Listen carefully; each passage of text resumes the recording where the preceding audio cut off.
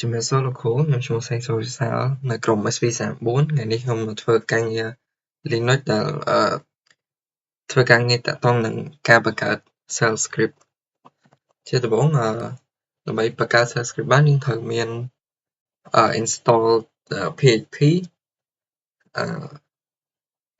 ហើយនិង Node.js ហើយនិង Python ដំបូងដើម្បីដឹងថាបើសិនមាន install ស្រាប់គឺយើងឆែកមើល version សិនយើងត្រូវ cphp .version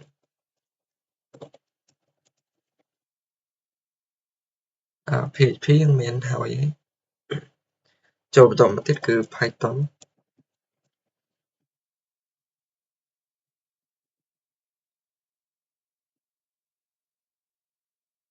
ក៏យើងមានដែរមួយទៀតគឺ Node.js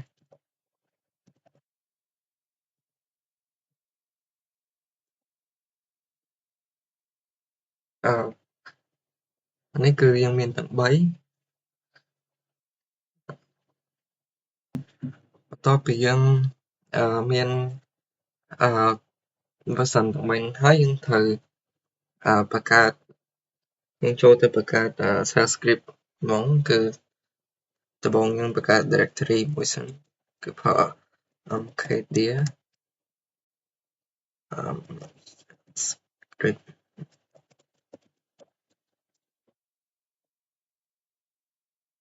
ចូលទៅ directory ហ្នឹង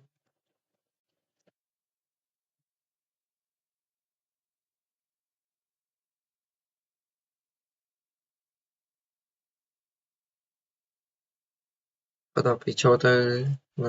directory ហ្នឹងហើយយើងចូលឆែកមើលថាអត់ទាន់មានអីទេគឺដំបូងយើងបង្កើត shell script របស់ bash មួយសិនហើយប្រើ command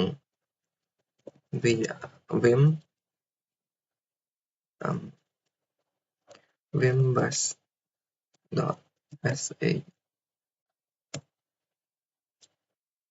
បន្ទាប់ពីចូលមកដល់កន្លែងនេះហើយយើងត្រូវinsert code យើងចូលគឺមាន cban របស់ shell script ហ្នឹងគឺអ្នកធំឈូកឧទាន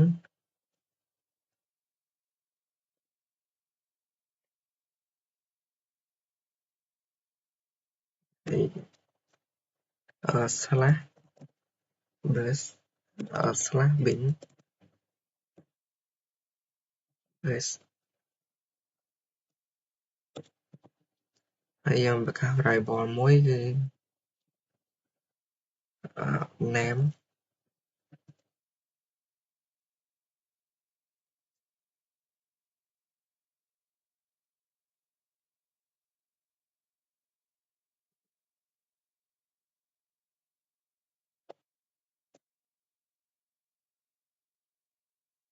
គឺយើងហៅយកមកប្រើគឺ echo ដើម្បី sign out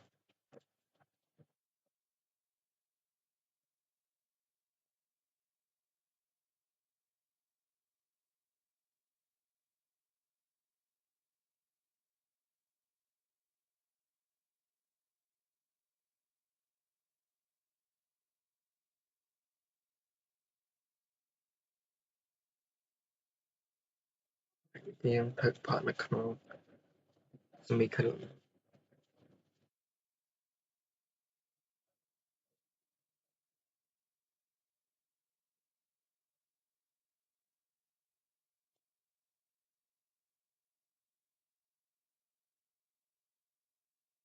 បន្ទាប់ពីបង្កើតហើយយើងត្រូវ save វា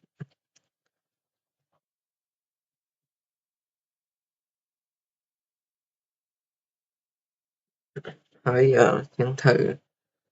បើកសិតឲ្យ shell script មួយហ្នឹងគឺប្រើ command chmod 700ហើយឈ្មោះ script របស់យើង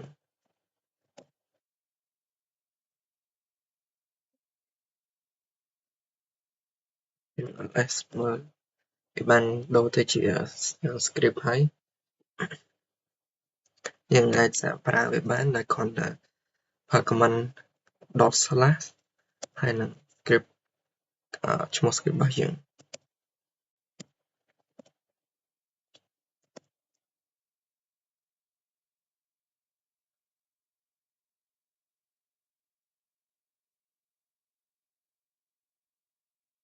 កន្លែងនេះគឺខុស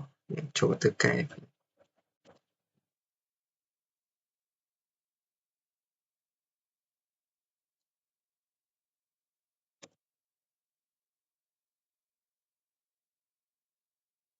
កន្លែង script មួយនេះគឺខុសដោយសារតែយើងប្រកាស variable ខុសយើងចូលទៅមើលវិញគឺខុសកន្លែង name គឺយើងអត់បានយើងអត់ដាក់ដុល្លារទេតទៅពីយើងបង្កើតបានប៉ុណ្ណឹងហើយយើងធ្វើ save ពេលយើងយក script មកប្រើគឺឃើញបែបនេះតមកទៀតយើងត្រូវបង្កើត script របស់ PHP ម្ដងគឺយើងត្រូវប្រើ command vim php shell script php shell dot php ក្នុង PHP cbang របស់វាគឺត្រង់ជ្រុះទៀនuser bin env php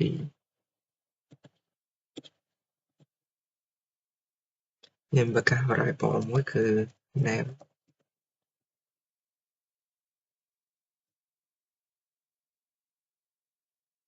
យើងត្រូវដាក់ syntax មួយសិនគឺ php ហើយបន្ទាប់មកបង្កើត variable គឺ name php យើង echo មើលគឺ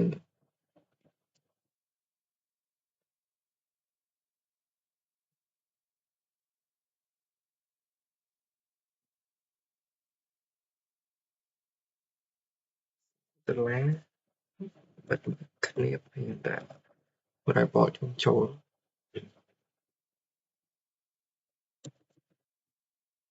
create save យើងបង្កើតបាន shell script មួយទៀតគឺមក PHP តែយើងអត់ទាន់បើក server វាគឺយើងប្រើchmod 700ហើយឈ្មោះshell script របស់យើង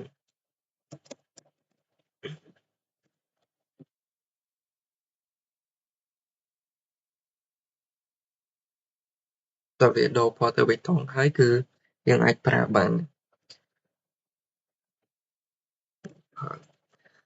command dot slash ហើយឈ្មោះ shell script របស់យើង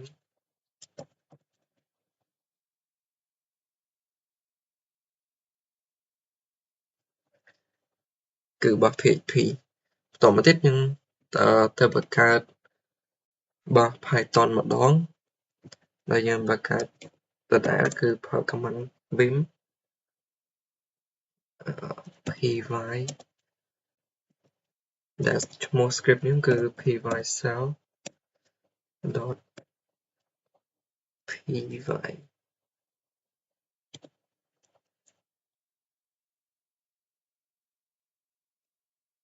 ហើយ insert cbang របស់វាចូលគឺសញ្ញាត្រង់ជ្រុះរូបទៀនហើយ user slash bin slash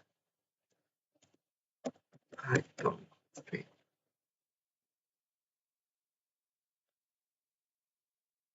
បង្កើត variable មួយឈ្មោះ name ក្នុងនេះដាក់ឲ្យគឺ python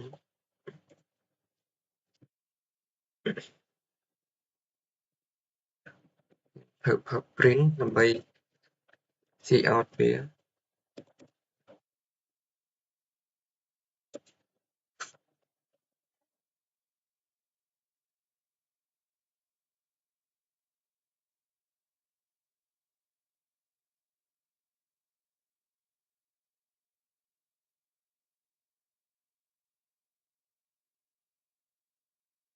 ពេលយើងបង្កើតហើយយើងត្រូវ save វាគឺ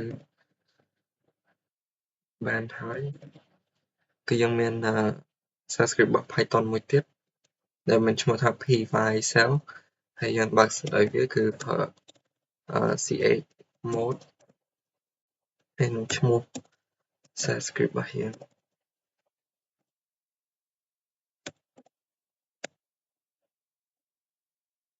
chmod 500ចាំ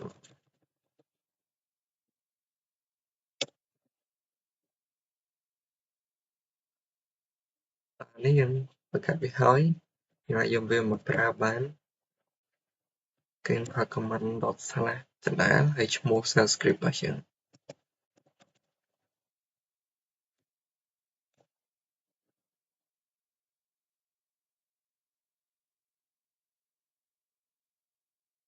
កន្លែង shell script របស់ Python មិញ error ដោយសារតែយើងវាយ cbank វាខុសគឺផ្លេចslash នៅកន្លែងនេះ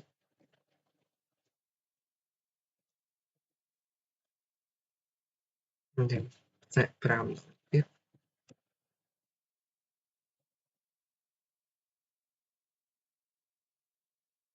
នេះគឺចេញមកហើយ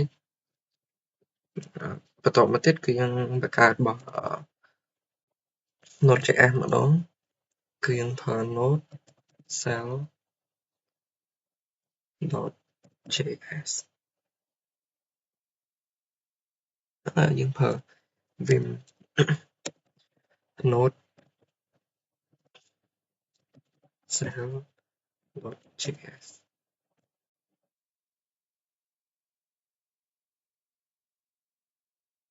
សម្រាប់របស់ Node.js គឺយើងប្រើ cbank បែបនេះគឺសញ្ញាត្រង់ជ្រូកសញ្ញាទៀន slash user bin env node មកទៀតយើងបង្កើត variable មួយដែលប្រើ const syntax const name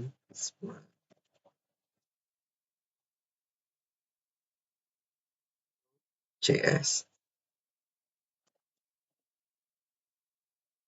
ទៀតដើម្បី cout យើងប្រើ console.log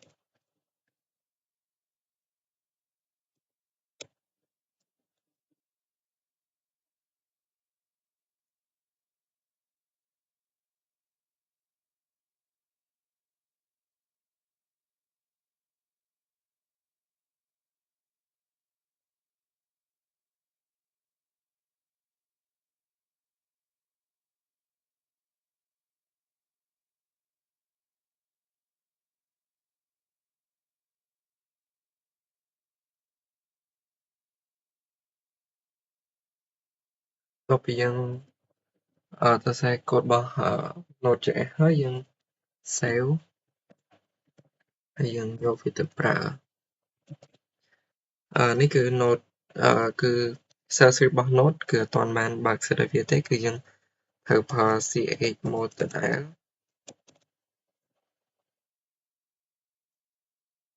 ដើម្បីបើកសិតឲ្យ shell script របស់ Node.js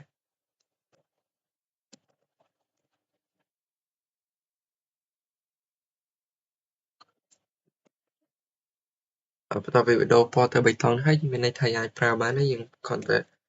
ប្រើ command // ហើយឈ្មោះ shell script របស់យើងគឺ node shell.js